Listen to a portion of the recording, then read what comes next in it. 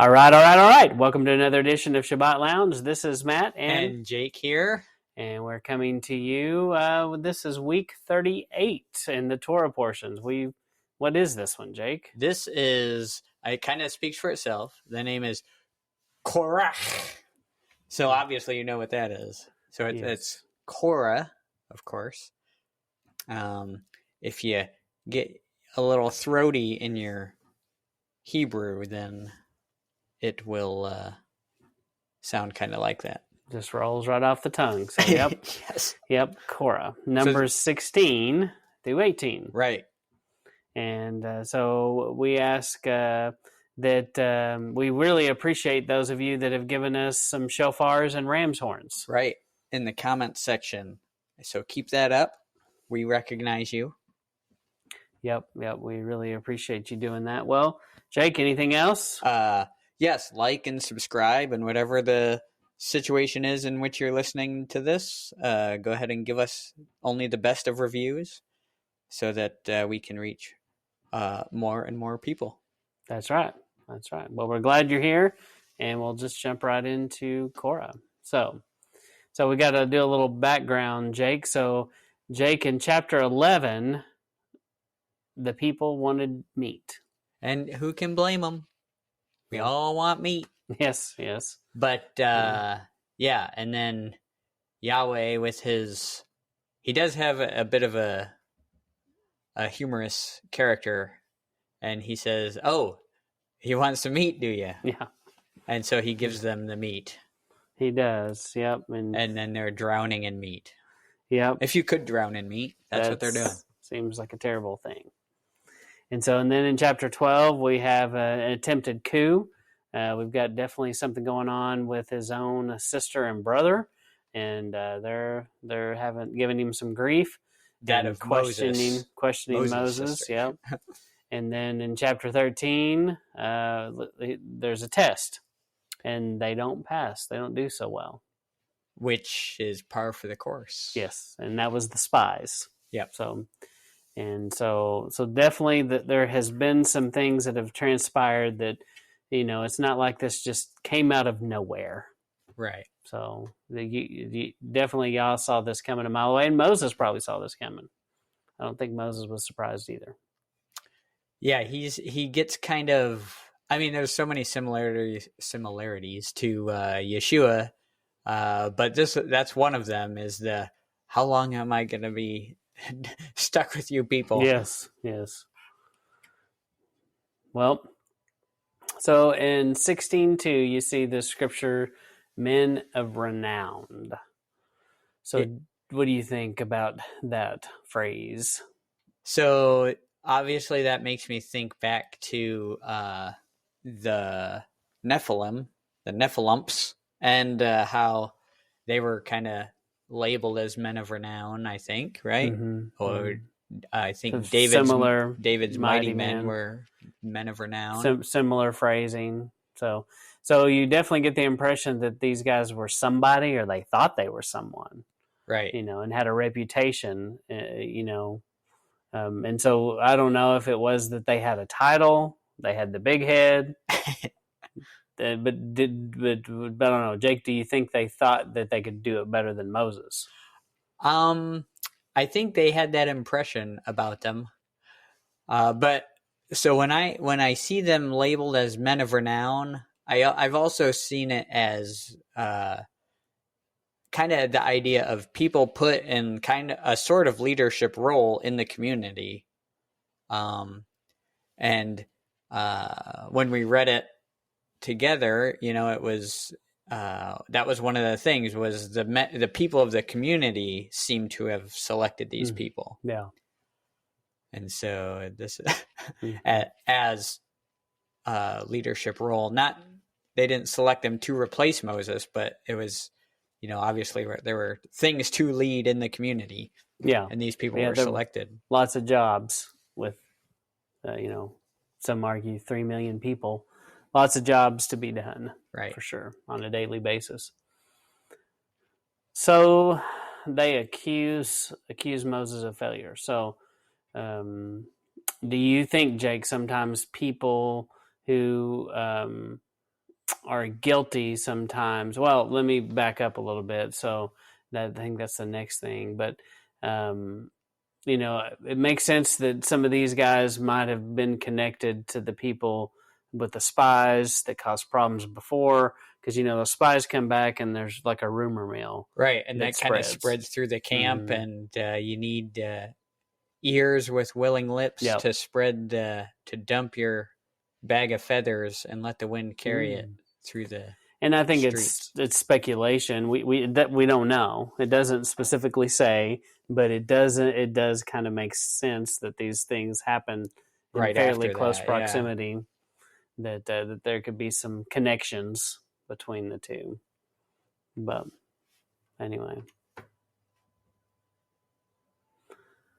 So do you think it's often true today that sometimes people, sometimes that are guilty, sometimes are the loudest to squeal about maybe sins that they've committed? About that same issue and put it on others. Yes. Yeah, have you seen the news? No, it does. I don't know if anyone's seen the news, but there's a lot of, hey, look over there at what that guy's doing. It's the thing I'm trying to hide from you seeing that I'm doing. Yes.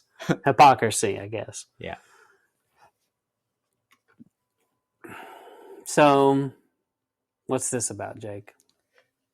So Moses kind of sees this coming. He's like, hey, this has happened several times before. And so he's forget this noise, don't put this on me. Mm-hmm. And, like he always is, he's appealing to Yah for, which is, one of the things that makes Moses such a great leader, compared to even a lot of other leadership in the Bible. I mean, Moses is constantly going to Yahweh with the issues he's having. Mm-hmm. And I guess you could say he had more issues than most of the other leaders in the Bible. But point being, he went to Yahweh about him. Yeah. Yeah. And he did have compassion on his people. It would have been real easy for him to be like, shoot. He could have been like Jonah and been like, all right, where's my marshmallow? Or my whatever. I want to put it in the fire and roast it while they burn. Right. He could have just sat back and ate his popcorn and watched the show. Right. But he wasn't like that, thankfully. Yep. So, but it is interesting. As soon as the showdown is announced, Moses is just like, I know what's coming. Right. And this is not good. So a censer. What's a censer? It says bring a censer. So that's the thing that it's usually you'll see it like on a chain in a little bowl, and it like makes the smoke. Right? Mm-hmm. Mm-hmm. Yeah. I believe I'm explaining that correctly. Yes. Describing that in a way people could understand. So it's a pretty easy thing to look up. You'll find lots of images. But something that's amazing about it is how fast, there's not a big trial here, is there? There's not a long, drawn-out process. No, it was, hey, you want to be in charge? Bring all your stuff over here, and we'll see what happens. Yeah. Yeah, and and these people are so clueless. It's just like, okay, Yeah, he might pick us this time. Yeah, wait, yeah, they're not picking this up at all. You just see them like, yeah, it's about time he acknowledged me. Yeah, they have. I don't think they had any clue. It doesn't come across like they understand what's going on. Mm-hmm. So, Jake, do you think it's safe to say that Korah's followers, Korah included, are lost, blind, deaf, and dumb? I think that's exactly true. I think it's very, very easy to see that being the case. And I think you can also clearly make an argument they had no clue about the character of Yah. They didn't have any idea, really, what he was about. Right, they did not. They thought they did. Yeah, it's one of those things where, you don't most of the time, the person on the wrong side of things doesn't realize they're the one on the wrong side of things. Yeah. They think, other people are wrong. Yeah, I'm doing the right thing here. Mm-hmm. I'm a good guy. Mm-hmm. Yeah, I'm not that bad. I'm not like everybody else. Right. And then it happens. So basically, you get this moment where he's like, "Step back, get out of the way, let me do my thing." And at that point, Moses knows that that's what you better do. Yeah, I like how Moses calls the shot. He's like, "You're not gonna just die regular," He's like, "There's gonna be It's like he's like making it up on the spot. He's like, let's see, the ground opens up and swallows you up. Maybe if that happens, then we'll see that you've been judged. Yeah. Yeah. And so in 1621, he tells them to separate themselves from amongst the congregation, that I may consume them in a moment. So, and at that point, did Korah did they hear this, or is this just a conversation with Moses? I don't know.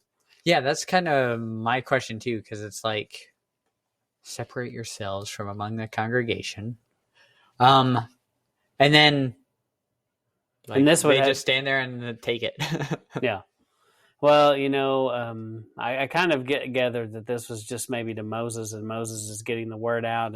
But at some point, you would think they're starting to be like, why is everybody getting away from us? Yeah, why are we like in the middle of this do we smell bad circle today? here with all of our belongings? Yeah, it wouldn't take long, and they're like, what's going on? Oh, Yah is about to reward us, I bet. Yes. Oh, we're going to be in the middle here, and the ground's maybe going to raise us up, and they'll acknowledge our amazingness. Right. So, who knows? And then it's interesting that some are died by swallowing whole. Jake, have you ever thought about the swallowing whole? Do you think that that's like being buried alive? I just picture a big hole opening up and you fall down in it. It doesn't seem good. A good way to die. Either way is terrible. Burying alive, that's got to be the worst. Yeah, one of the worst. Yeah. Well, the other worst is consuming fire. Yeah, that seems like a bad way. Yeah. So. And it's interesting that some you've got two, and I don't know what the difference is, but there was something different, and it's almost like the ones being consumed by fire. It's like they were an offering. I don't know. I don't understand that part. I don't know. If anyone out there knows, let us know. There you go. Put it in the comments. So it is interesting. And then 16:38 through 40. What does he tell them to do with the censers? So he's like, "Hey, you people are going to need a reminder, because I know how short a memory you really have. And don't we all? Yes. Don't we see that today? What short memories we have." Oh, very much so. And so he makes this reminder, put it on the altar, and now every time you go up there and make your offerings, think about this. Yeah, it's a pretty good reminder. And so after this, the earth opened up. There's fire that consumed people falling from heaven, and they still seem to be looking around. There are still people, after watching all this, that are still going, "Hey, I think the wrong guy died. We still got Moses. I thought we were getting Korah." They're not picking up on this, and they're still they missed the boat saying there. some things that they shouldn't say. And so it's kind of like this is where following your heart gets you sometimes. Yeah. And it ties back into we were on the right side of this thing. And doing what's right in your own eyes. Yeah. And I think that's what you see a lot of here, is people just justified everything. So do you think there's still a big part? So it's not just Korah, but there's part of the congregation that's also blind and deaf to the truth. Yeah, and I think that's kind of interesting. I think most of the times, because we've seen Yahweh do this a few times now, and he always leaves some people behind that aren't quite on board with what's going on. And I think that's kind of interesting. Mm-hmm. And he does the same thing here. Well, it's like he gives them a chance. And like, Yeah. okay, that's a warning. Now what you going to do? And there probably were some people that were like, oh yeah, I'm good. Well, I'll do what you say. I get it. Okay, I was wrong, and I'm sure there were some people. You have to believe. It doesn't say that there's all this repentance going on, but you would think that there were some people that repented of their actions and made teshuvah right after this, and then these people that died, they didn't make teshuvah, and just they suffered the consequence. Yeah, I mean that's kind of the point of the judgments is to bring repentance. Mm-hmm. Mm-hmm. So in 1645, what does he say here? Get you up from among the congregation that I may consume them as in a moment. And then he does all the consuming. Seems like we just saw that. Yep. So it's just happened, and it's happening again. And an interesting verse there, 1648, and it talks about how he stood between the living and the dead. And this is Aaron, but, in essence, it's Moses, and Moses sends Aaron to go do this task. Yeah. But it is, just like Yeshua, standing between the living and the dead. Right. Yeah, so that previous slide on 1645, this is after Korah. They still didn't get it, and he still got this plague coming through So one of the things that I typically bring up, I mean, you see it in the Phineas thing, and you see it many places. You see it in the golden calf situation, and same thing here is sin. Once it's coming into the community, it's like a virus, and it spreads and spreads until someone stops it. And I think as a community, that's how we should be viewing sin, and not allowing it to creep into the body, because it'll just fester and take over. Mm-hmm. Yeah, that's a good point. And the same approach that we see here, acting swiftly. It's not something you can just like ease into and be like, right? Get to that in a minute. We see some people do, mm-hmm. and it doesn't work out. Yeah. That's why you have Phineas as a hero, because everyone else is standing around, and he's not on my watch. Yeah, in a lot of ways, all these things we're seeing, you see this slipping, and there's this continued rebellion all the way. It actually probably never really stops. But yeah, you just continue to see this issue. And you see a lot of examples where justice gets enacted swiftly. Yeah. There's no long-term prison sentence. There's no confinement. Yeah, you don't see a lot of that. It's just dealt with. Yep. So rip open the scab, take the Band-Aid off. Yeah. I think just that idea of, this is a perfect example, this Torah portion too, is that it wasn't, and we've said before on different episodes about how it's not that they couldn't listen, it's they refused. Mm-hmm. It was rebellion was the problem. And it's not that they couldn't keep Torah, they refused to keep Torah. Right. All right, so we got another throwdown. Okay. Now this time, bring your staff, which is kind of lost on us because do you carry your staff to work? Everywhere you go? Mm-hmm. I am the staff man. Yeah, so you walk in to work, and when you pay for things, you just show them your staff. Yeah. And get you everywhere you need to go. How do I know it's really you? Got my staff. Yeah. Mm-hmm. Yeah, so I go into work, I hang my staff up at my designated staff holder place. I bet. That must be an interesting place you work.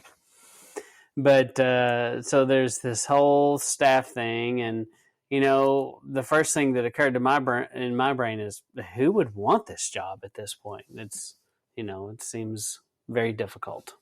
Yeah, the priesthood and the priestly duties do seem very difficult. Yeah. Um, And dealing with the people. Yep, dealing with the people. Rebellious people who don't want to do the things that they've been told. Who wants to deal with the people? Because, I mean, we all know the customer isn't really always right. Yeah, that's right. That's for sure. Well, in Yah's election process, here in the United States, we talk about we the people all the time. And was this we the people, Jake? This was not we the people.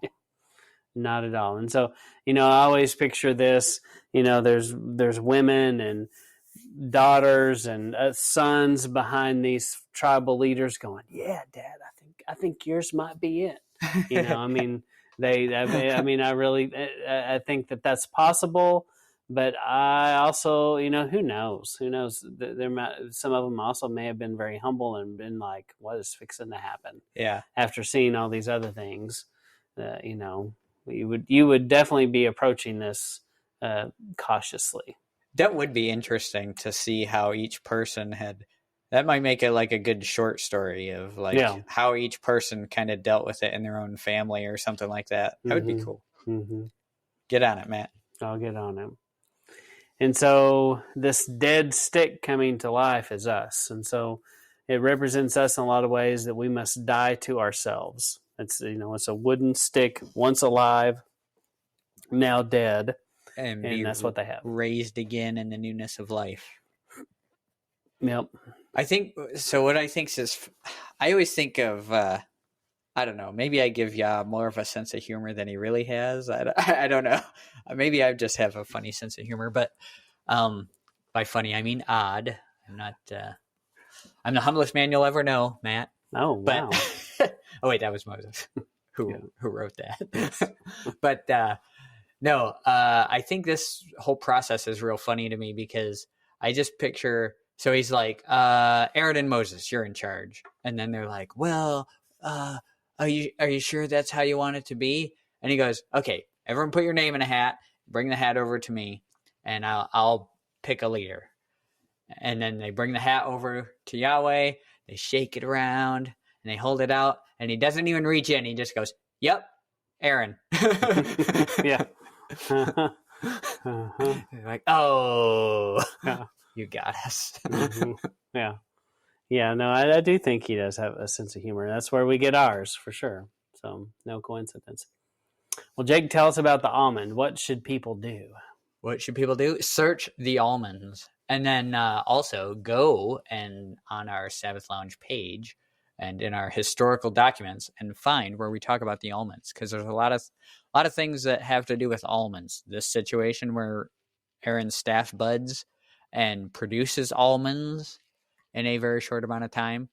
The almond tree is, it's first to wake up in the spring, burst forth like the first of the month of the year, shaped like an eye, means watchful. All these special things about almonds and how it carries through Scripture.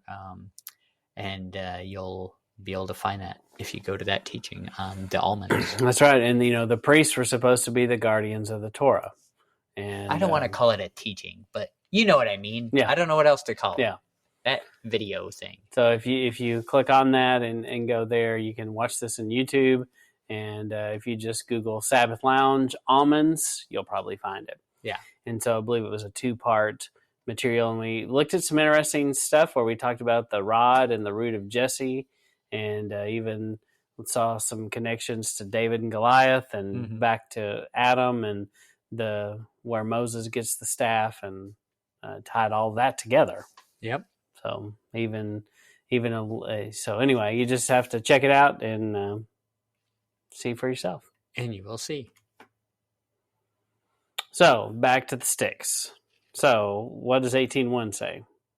And Yahweh said unto Aaron, thou and thy sons and thy father's house with you shall bear the iniquity of the sanctuary, and you and your sons with you shall bear the iniquity on your priesthood.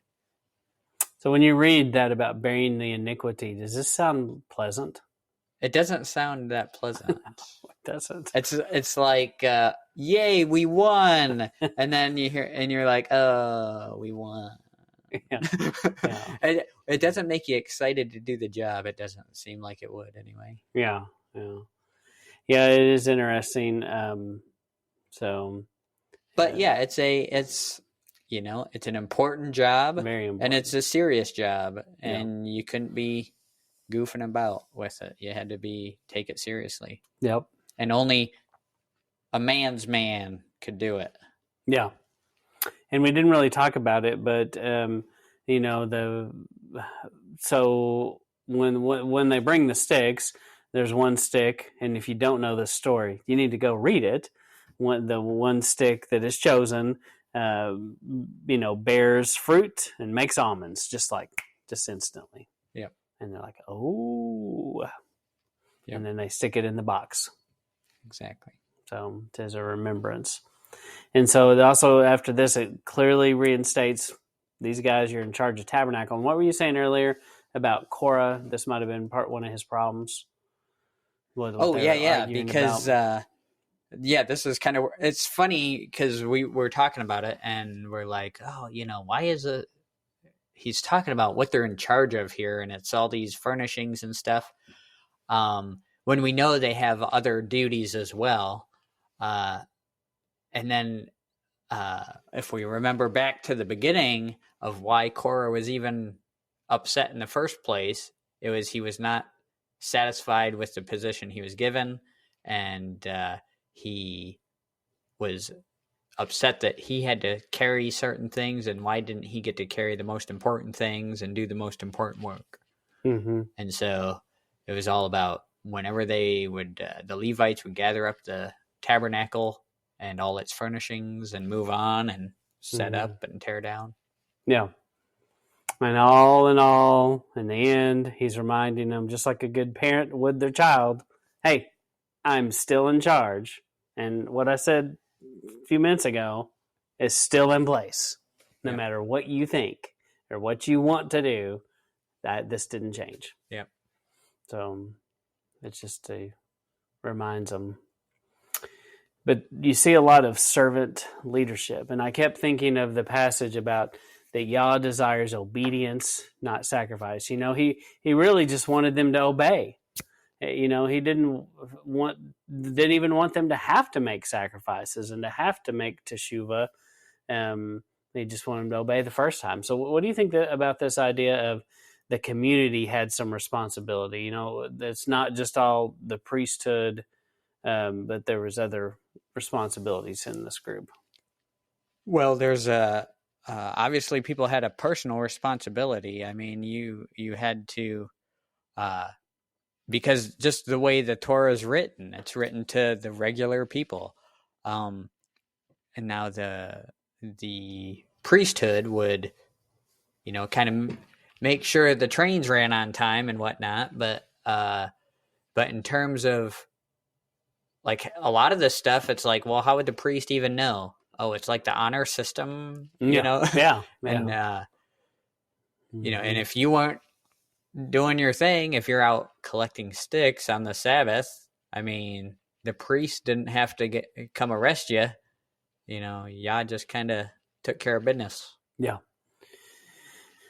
Yeah, and I think this also goes to what we do sometimes is we lift up leaders to a higher position than we should. And, Korah was just a guy. And Moses was just a guy. But the difference is Moses deeply cared and was moved to do the will of his father and understood the nature and the character of his father. And Korah was moved to do what Korah wanted to do and what made him happy and what his heart wanted to do instead of maybe the right thing. And and so I think there is a responsibility on everyone to be obedience and to walk humbly and to live out these things and not depend on some leader up high to tell you what you can and can't do. I don't think that's his model. His model is he wants everybody to be working on this and not just, it's definitely not what we saw later with the church model where you have the people up at the top and then everyone else down below. Yeah. I don't think that was how this was. And I think sometimes we read this with that kind of filter sometimes, and you know, his desire was for all of his people to be obedient. Right. And that's Korah. It's definitely a very memorable passage, one that is worth a lot of study, and one that we definitely don't want to be like Korah. Right. So yeah, that's week 38, Korah, numbers 16 through 18. Well, we appreciate you stopping by and listening to Sabbath Lounge. Please subscribe. Please like our channel. Please continue to give us the shofar, ram's horns, and we really appreciate the comments. And we encourage everybody to read their Bibles and keep learning more about His Word. Amen to that. And this is Matt and Jake Signing signing out. off.